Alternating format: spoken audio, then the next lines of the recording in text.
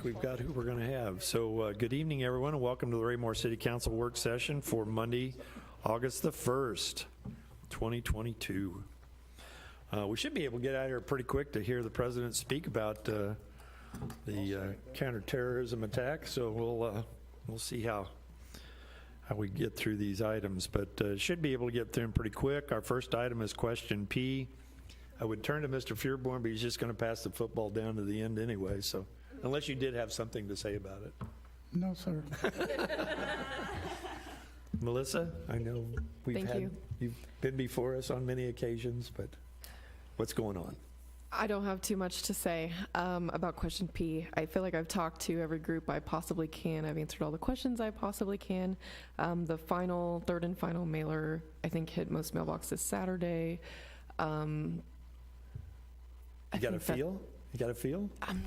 Don't know. I feel like my heart rate needs to go under 110, and it hasn't in 2 weeks. So well, you've done a good job educating folks. You really have. I've been to several meetings where you've been, and everybody always comes away saying what a great job that you did, and learned a little bit more about it every time. So it's we appreciate the effort that you put into it. Thank you.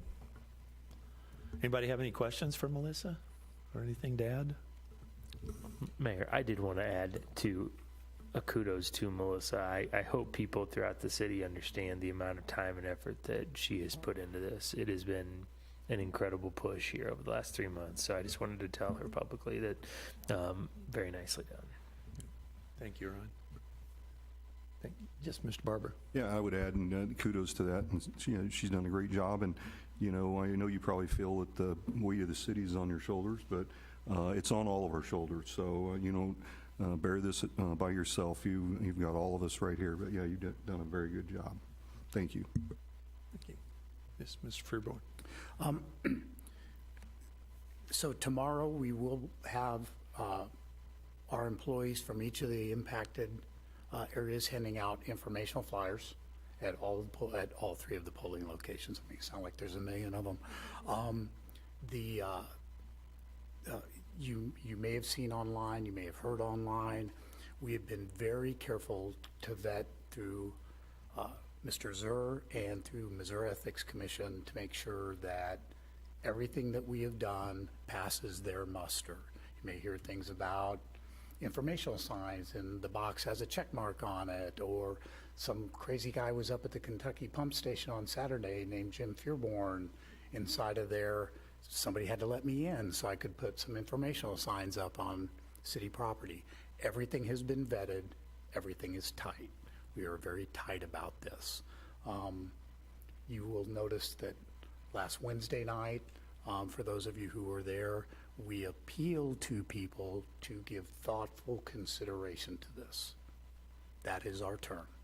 That's what our employees at the polls tomorrow will be saying to people as they come in. Going to be a hot day for them tomorrow out there, so keep them in your thoughts as they help us out at the polls. That's all, sir. Okay. Anybody else have anything? First item. So the second item is kind of a concerted effort between myself and Mr. Fearborn. We've had, I had him look into and provide us with kind of a rundown of starting times for other governmental entities within the metropolitan area, many of whom are moving their meetings upward to 6 p.m. rather than 7 p.m. We've talked about it a little bit ourselves in-house. And I know that our park board voted the other day to move their meeting to 6 p.m. I think, is the Arts Commission moving to 6 p.m. with their start time? Have you talked about it yet? They're waiting for you. Oh, they're waiting on us. Okay. They want an official follow, huh? So we thought we'd throw it out there for consideration, let you guys think about it, talk about it a little bit here, what you think. Talk to Mr. Berenson and Mr. Townsend, who would kind of, from a consensus, give a thumbs up to at least discussing it and talking about it, maybe voting on it as a group to see if you wanted to move the meetings to 6 p.m. I know that those of us that are football enthusiasts would appreciate it during football season, but anyway, I mean, we'll just throw it out there because a lot of a lot of communities are moving to 6 PM with their meetings. Mr. Burke? Thank you, Mr. Mayor. The only thing that I would ask is, there was a time where we tried to do our work sessions and our legislative sessions on separate times, on separate, one was 6:30 and one was 7. I need them to both be the same, because that way I can be here and not mess up. Thank you. Okay. Sonia? Just a quick question. I see that it's noted North Kansas City only meets twice a month, but some of these other cities don't meet every single week. Right. And so part of why they start earlier is because they do a work session prior to their meeting that actually starts later. Is that correct? Well, That's my understanding. I know that Raytown said 7 PM, but I do know they do their work sessions a half hour early when they have an item to discuss. They haven't, a lot of them haven't gone to regular work sessions like we have. They'll have a work session prior to their meeting if there's something that they need to discuss prior to actually getting up on the podium and voting on it. Okay. I just know when I've talked to people that go to those meetings or participated in meetings, it's their actual meeting doesn't begin at 6 o'clock. The meeting begins later. Most of these were taken directly from the agendas for the city, but there are some who, if they're going to have a work session, they post the work session for them, but they're not consistently in. The one that is consistently on there is Gladstone, where it is an automatic, just like our work sessions are.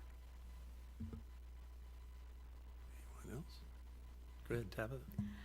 I would say, for me personally, 6 would be a little hard just with my work schedule. It would be hard for me. I would just be cutting it close to and also maybe making it a little late. But I Okay. mean, if I'm the only one, I can try to work things out. I also like a little bit later for constituents to be able to make it if they work downtown or wherever, to be able to make it on time. So that might be a slight concern. But again, if I'm the only one, I can figure it out. Okay, Vicki? Thank you. I agree with Ms. Forster, and it is also, selfishly, it is also difficult for me to get here at that time. Every Monday, I have adjusted my schedule with work, so I still work and then leave and come directly here, so I would have to cut back even more time on that. But I'm willing to do whatever I need to do that is most convenient for everyone involved. Okay.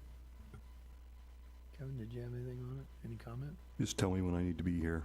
How about you, Jay? Oh, Sonia?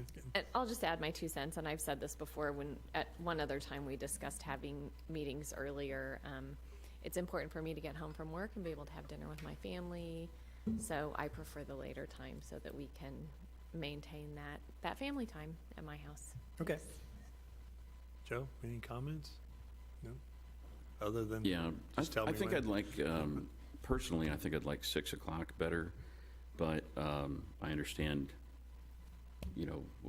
I'm flexible. Okay. So whatever works for everyone. Kevin? Yeah, I would add, maybe, I don't know, the people that said it would be kind of a strain, maybe a compromise is 6:30, and not, 30 minutes. I'm relatively neutral. It doesn't make a big difference to me. I did have a question. How would they change, obviously going earlier, impact staff? Mr. Zur has to come from somewhere else, plus your actual in-house staff. Is it beneficial, neutral, difficult, additional burden, or where does it land with them? Well, the mayor usually gets in about 5. Staff is here and waiting for whenever the meeting starts. From the I think staff would be very favorable to an earlier start, just like a lot of the council members. Some of them have been here since 7:30, and the meeting's starting 12 hours after they get here. And then if it's going to be a long night, then you're talking about, for me, I'm here anyway. But from a staff standpoint, you have folks who are putting in, we're finishing a regular meeting 14 hours after they've started their day. That's a pretty heavy pull for the council members who put in a long day too.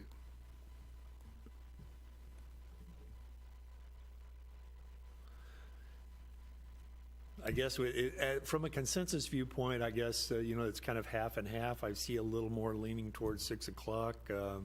Those that are variable, maybe come up for a vote on it. and just see where it falls in there.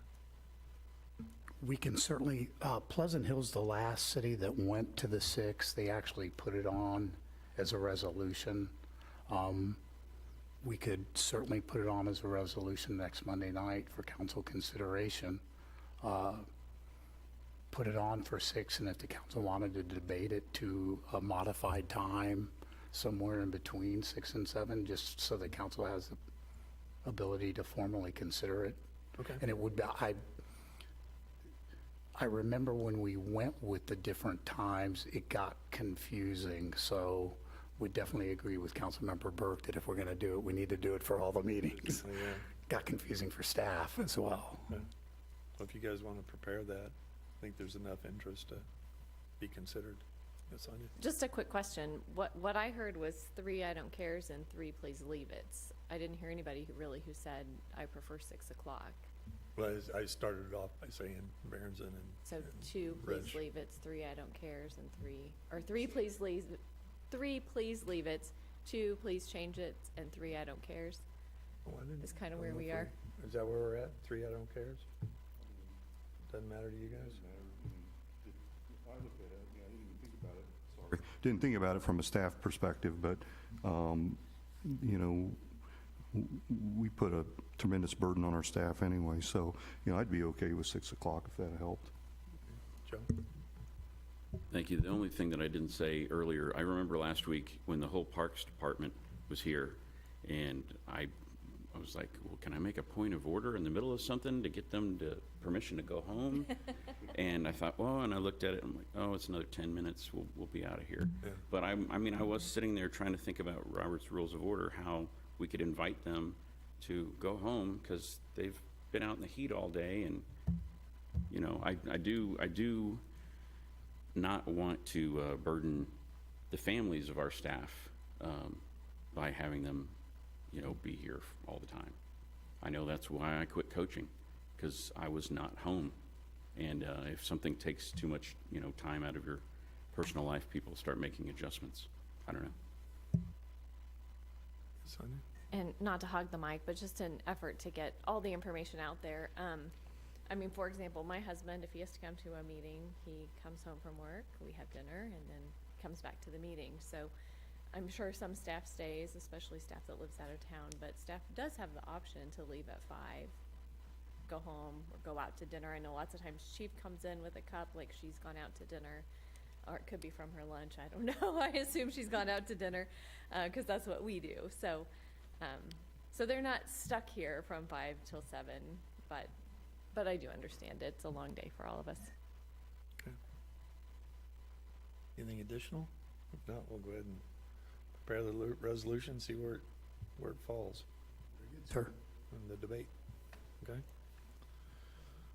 And then the last item is the board and commission appointments. We'll go ahead and pass those out. The appointment is to the Arts Commission. Appointments and reappointments. We have 2 reappointments and 1 appointment. Mr. Anderson's a new applicant. The other 2 have expressed their desire to continue serving. I assume you and Mr. Jones have kind of vetted the group, and everybody's pretty comfortable with Yes. the list of candidates here? Yes. Okay. If you don't have any questions, that'll be proposed in a resolution on, 3 resolutions come Monday night. Okay? All right. Anybody else? Yeah, All Arts Commission. Anybody else have anything? If not, we'll stand adjourned. All right. Thank you.